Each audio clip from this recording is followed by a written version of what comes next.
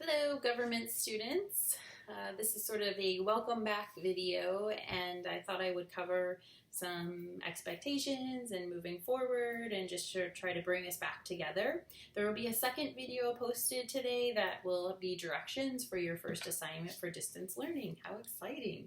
So I know that everyone has been dealing with this in their own way and have been affected individually, and so just understand that I am with you and I want to help you if I can. So if there's something that you feel like you need help with or want to reach out, please send me an email or a message, something, so I can help you or get you set up with the resources that you do need.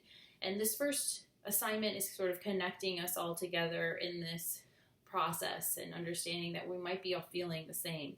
So hopefully you'll see that connection. The idea of distance learning is kind of scary in my opinion because, I feel like I teach best, with you and present. And so this is definitely new for me. And so I'm going to do the best that I can. And I want to make sure that we can bring each other together in a community again, just as if we were in a classroom. So that's what I'm going to try to do my best. So I just am going to go over a couple things with you here really quickly, and then I will have you watch the second video so you can work on that first assignment.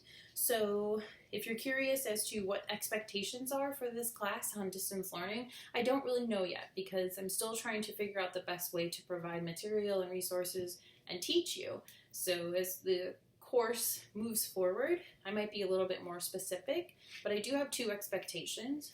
The first expectation is that you understand whatever you post or say needs to be school appropriate and respectful of others' opinions. Because we're going to be holding more discussions and conversations with each other online, everything you write is going to literally have a record of it. So just be mindful of what you're writing and think before you type. So keep it PG and make sure that you understand that this is still a school environment. My second expectation is that you are reading the directions of assignments. A lot of times students look at something and don't look at the directions and are like, I don't know how to do this. And I promise you, it is in the directions. Normally, it's not a big deal for me to repeat myself and go over directions with you, but this is really difficult when we are working through computers. I can't model as much with you, and so because of that, we are really at a limited time. And so if you have a question and you want to email me, it could be some time before I get back to you. So please, before you email me, reread the directions. I'm going to try my best to make them as clear as possible to avoid any confusion. So that's why I want you to always just make sure you reread those directions before you send an email and before you have a question. And it might be easier too if you ask your question specifically on the document itself, because in Google Classroom, I can respond to you in real time and be really specific about your question instead of sending an email and then you're kind of having to toggle back and forth. So keep that in mind as well. So really, those are my two expectations, and I just want you to know that you need to keep in communication with me as much as possible. If you're dealing with something at home where you cannot be working on the computer during the 11 to 2 time frame, please let me know. If you're watching your younger siblings and you can't work during the day, please let me know. If you don't have access to the computer because another sibling has access to it, or a parent or whatever, please let me know so I can work with you. So communicate with me.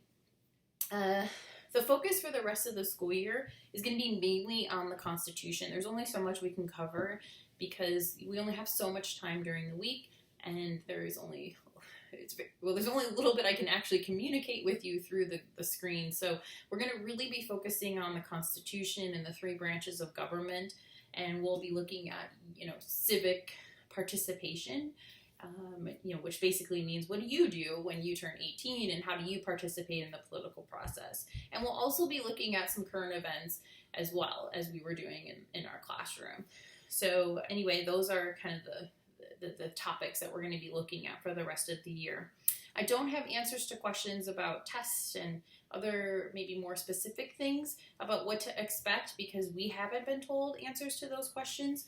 So as soon as I do know more, I will let you know. But again, I can't really answer a lot of really specific questions because they're still working through this whole process with us. So anyway, if you have anything that you're concerned about, maybe just wait until we get more information. Otherwise, if you think it's something I might know the answer to, feel free to send me an email. Okay, so after you're done watching this video, watch the next one for the directions on your first assignment, and hopefully we can do great.